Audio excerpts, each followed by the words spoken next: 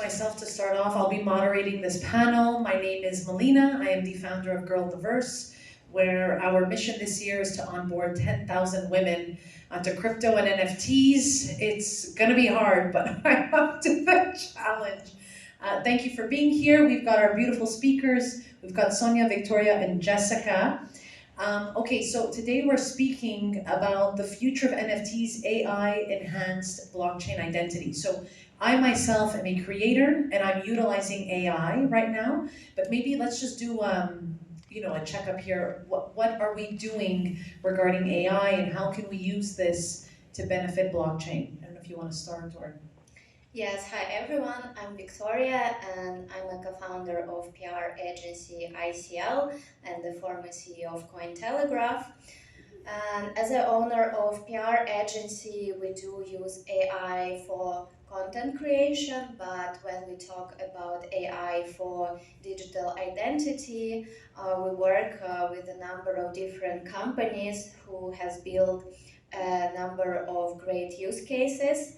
Which are like one is called Optic, and they created a solution which helps detect the copy minted NFTs.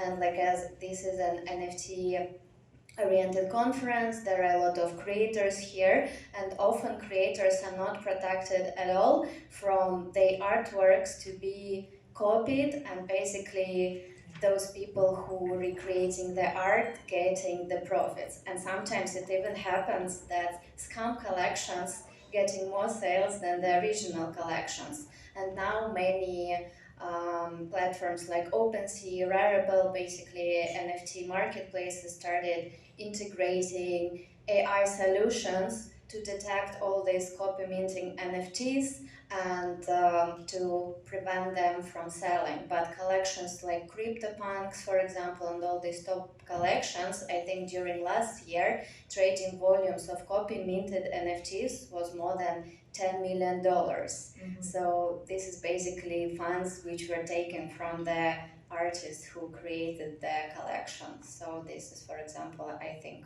is a very good use case when AI can detect all these small pieces to help detect that this is not the original collection, and those are the changes the human eye cannot check. And unfortunately, when you create an NFT on the blockchain, there is no way of preventing scammers just to take the file and mint the same file.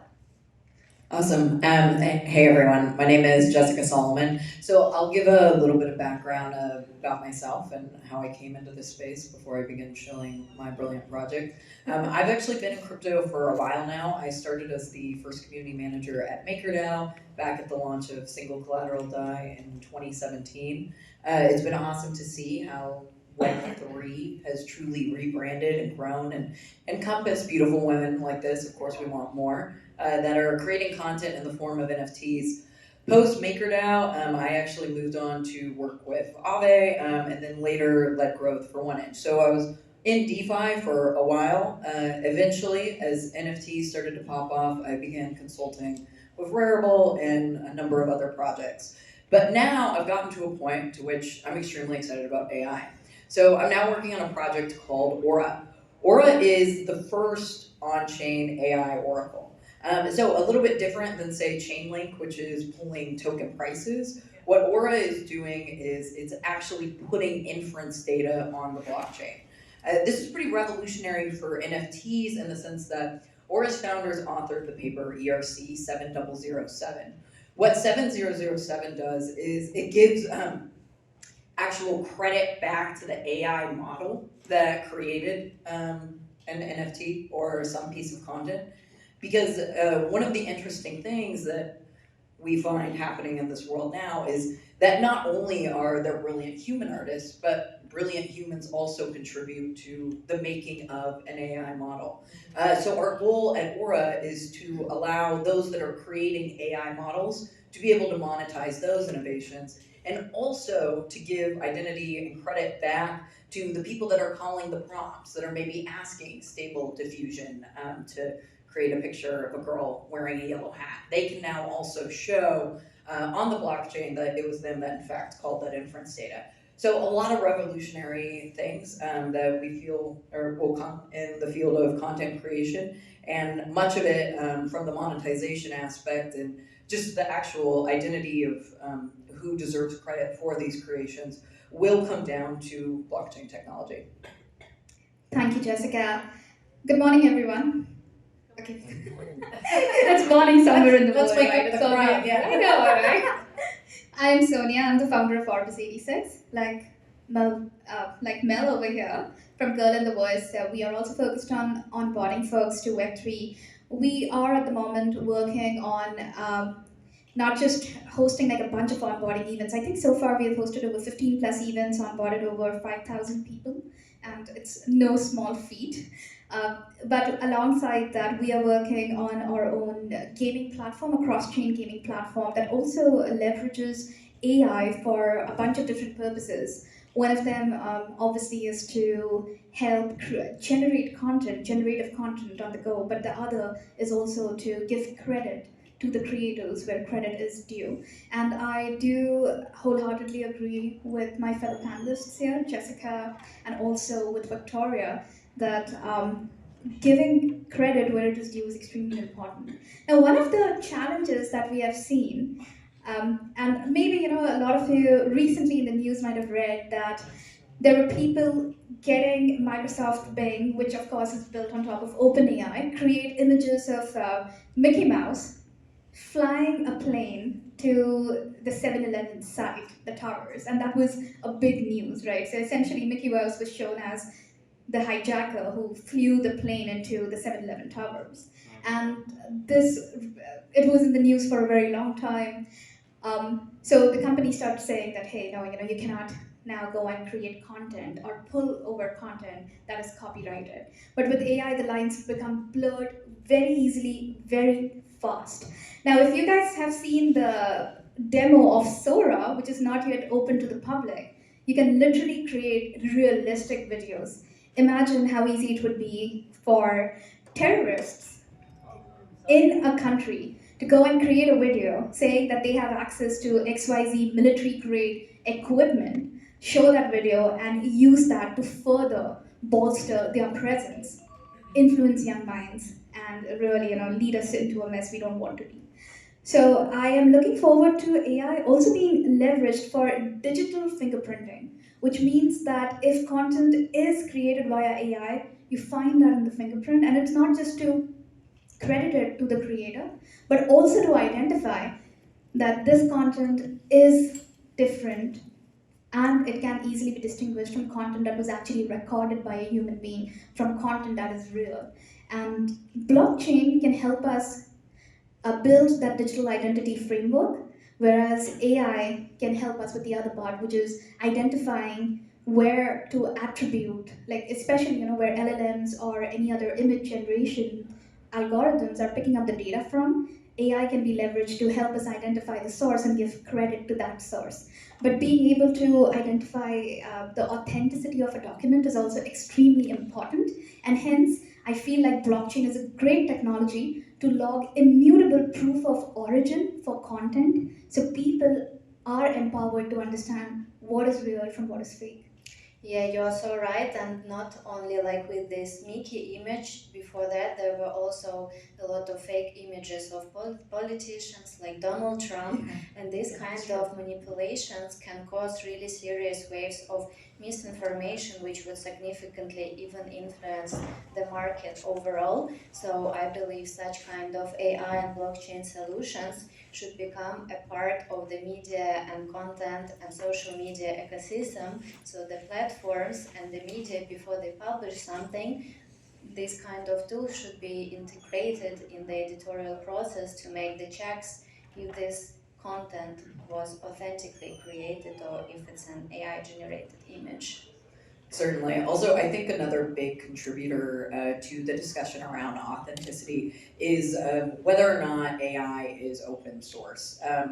Unfortunately, OpenAI has been quoted as closed AI, according to Elon and a number of others. However, blockchain, I think, has the potential to really allow a number of creators and contributors to AI models to truly monetize what they're making, so that we're not just having the options as consumers and users of a product that is closed off by a company with $1 trillion market cap. And maybe some of our friends that we met at the Ethereum conferences before also have an idea for an AI model that could in fact get funding through crypto and show itself immutably.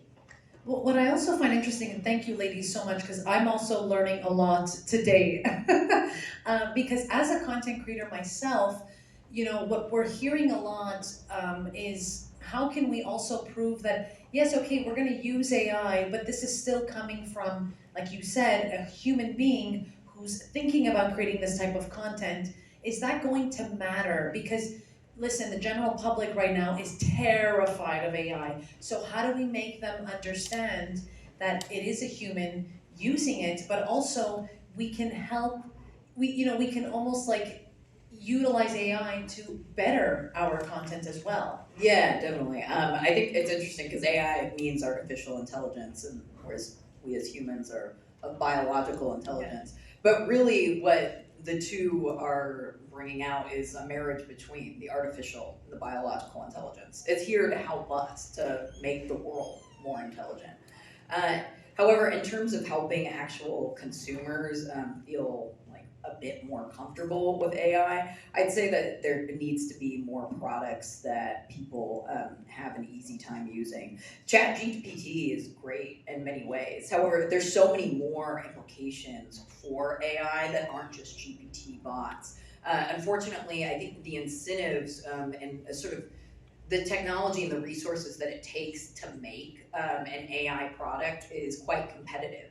And because most AI is open source, it's difficult for like 10 smart people, because it's probably not just one person making it, to truly go through the effort and create an effective AI product that is in fact visible and is in fact ethical without an ability to fundraise.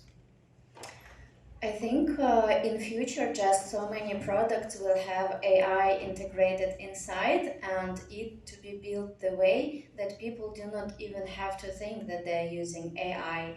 Right now the AI hype is so huge that I just feel any company, either it's a tech product or a Web3 product, everyone just trying to put AI because it's what's popular now and what investors like. But overall, there are so many different use cases together with AI and blockchain, which can solve so many problems. Or, for example, some of the interesting implications I have seen could be using it for the healthcare digital identity data, so people basically could own their medical records on the blockchain and also have ability, for example, to share their data with the certain institutions, to donate the data for research and things like that. Or other interesting implication is to use digital identity AI verified for the voting process. This, like always, has been so many debates how the voting process is done for US elections. We'll just for any other country. recently saw Russia, Putin, 87% winning, and this kind of cases. So there are like a lot of opportunities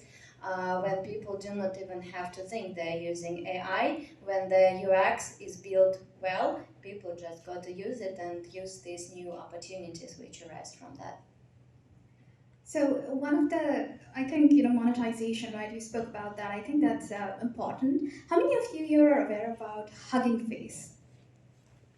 Okay, I see a couple of hands go up. Yeah. So, and everybody obviously on the panelists. So Hugging Face is a multi-billion-dollar company, and it is an open source platform where people who build AI models just go and share their models that are then leveraged by billion-dollar enterprises around the globe to actually work off of. Now, if you think about it, it is great. I think blockchain by nature started as open source, but at the same time, imagine if Hugging Face was on blockchain, and there are companies, by the way, that are working on this right now. I'm one of them. Aura is one of them. So in cases like this, what happens is the person, as you mentioned earlier, right, like people who contribute their AI algorithms they are still open source, but as people use them, imagine the chain itself emits transmissions, right? I mean, it's just like miners providing support for a framework, the validators who get paid.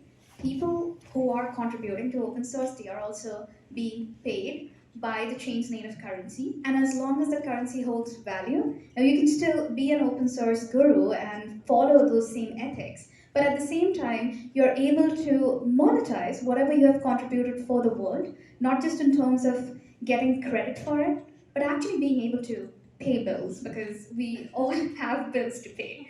Now, here's an interesting thing, right? Now, besides the monetization aspect, we spoke about just the speed at which content is being created by AI. I feel like it can create an amazing funnel for artists to spend lesser time on content creation, but at the same time, there has to be a way, and again, Jessica actually mentioned it, that the inference is coming from an artist. So is it wrong to use AI in the workflow? I think no, because even so far, artists have been using programs like Photoshop, Illustrator, etc. to enhance what they're working on, and it is AI in its basic form. The word AI was coined back in 1930 or 40s at Dartmouth conference. It is almost a century old. But being able to actually use that and expedite your workflow is actually a great asset. So, quick question: how many images do you think Midjourney created so far? And I hope how many people know Midjourney? Okay, a lot of you know. That's great. How many images do you think Midjourney has created since it started in 21? A billion. A billion, yes. Last year, the official figure was 963 million in August 23. So, of course, it's a billion or more now. 1 billion images in a span of 12 months, actually. And you know what? It took human beings 150 years to create 1 billion images. And AI did that in 1 year. So, that's something to think about. But see, when you say numbers like that, I can already sense, maybe not those who are in the audience today, but that scares people. AI is still a scary topic. So, and I love this idea of utilizing it in the healthcare system, in different, let's say, industries. But do you think maybe in 5 years from now, just the general idea of AI will be, how can I say, we're going to appreciate it more? Because, I think so. yeah, Yeah. it's just Yeah, going to... well, actually, AI has been used in healthcare and in medicine for many, many years. But they don't want to tell us that. Well, it's not Right? that they don't necessarily want to tell us that. Like AI is not all monolithic, but just the idea of using a large language model or using a computer Predictive really in analytics. capacity is to some extent an artificial intelligence. However, I do feel, and by the way, I would love for you to help me work before it because that was a fantastic way of explaining how important monetization is. However, giving the actual creators of AI models the ability to monetize what they're doing could incentivize things that are much more impactful and meaningful than maybe just GPT bots right now. For example, we should be using AI to better understand how to cure mental illnesses or cancers and things like that. However, we haven't really seen the fundraising questions move to that sphere of the world. Whereas blockchain and Aura helps enable this with the concept of IMO, so an initial model offering. The reason why this is extremely pivotal is because Aura actually puts AI in the blockchain by using an oracle that demonstrates where in fact the inference is coming from and which model answered the prompt from the human that asked it, and so on and so forth. So I would say in answer to the question, how do we make AI less scary for people, is we just make products that people actually benefit from. Yes. Let's talk about monetization, because obviously as creators, that's, that helps us create more when we get paid No, I totally agree. with dollar bills. Is it easy for you actually to create images? Because when I tried to use Midjourney for image It's generation, tough. it's like to get to the result, I felt it's easier just to use like to do something by myself. And when I actually went to an exhibition of one famous artist who is producing like photo images with Midjourney, he said it took him 10,000 iterations to get to the point he loved the result. Yeah, we need more options besides Midjourney. It comes back to incentives of blockchain and That's fundraising. But so how can we, I know you're talking about aura and monetization. How can that happen? Because we hear a lot, Yeah. let's say X, perfect example, right? They're now paying people to Totally. reply, Totally. right? Yeah. So how can people get paid utilizing AI and prompting things, obviously to better the world? Yeah. And how would that look? Yeah, so Aura actually launched an ERC token called 7649, which is a rev share token that plays back into the on-chain AI oracle to demonstrate what essentially, in the words of NFT speak, would be provenance for a creator or the person calling the function, as well as the model that's actually answering the function. So I'd say in many ways, blockchain is the answer to better monetizing AI, and we've seen that happen in the form of NFTs already for individual people. But in many ways, the creators might just be the user, maybe something better than Midjourney, because you guys don't like that as much. But it's somewhat twofold. The creator side could be both the users as well as the creators of the AI model. And also, there could be some credit that could be given into the images that are being used to train the AI model, which might have been created by a human being. I think just that question, right? I'm veering a little away from the actual topic. The best way to make money from AI is to actually use AI to make money, right? Not be scared of it. Give us examples. So, for example, today a single content writer can do the work of 3 content writers using large language models. Of course, if they are just going to spit out crap, that's not going to help anyone. And we'll know, we notice that too. Yeah. If people are Absolutely. writing, if they're just copy pasting what the AI is giving them, we know, I notice it. Google also started indexing words, the website that are using AI generated content. Yes, and AI can recognize AI generated content, but at the same time, leverage AI to make your workflows more efficient and make more money using it versus trying to compete with it, because AI is already here and it didn't come here this year, it has been here since decades. So the best winners are going to be the one who learn to work with AI versus against it. I love that, that's a great tip. Are we wrapping up? Oh, okay, we're wrapping up. Any last words, ladies? I love that, what you just said here. Any last words for the audience to get them, I don't know, diving into AI or utilizing monetization? Yeah, you guys should try out the on-chain AI Oracle product. If you go onto Aura, you can try it out. And if you are interested in creating an AI model, come talk to me and we can figure out how to put it on the blockchain. Let's use AI and get to 4 days working week. That's I love that, yes! Ooh, thank you guys. Thank you, everyone.